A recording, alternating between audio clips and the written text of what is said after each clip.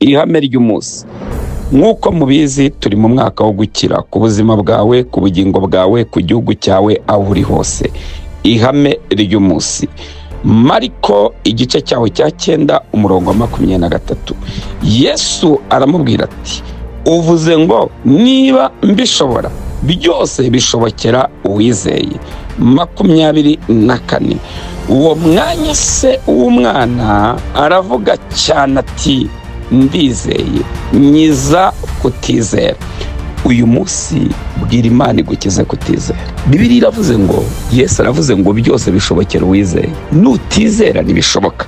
Bibiliya iravuga ngo umuntu utizeye ntibishoboka ko yanezeza Imana. Amen. Reka nkubwire, indwara wari urwaye yo kutizera, wemerewe kwemera intege nke zawe ukabwira Yesu ngo, Yesu we, nyiza kutizera.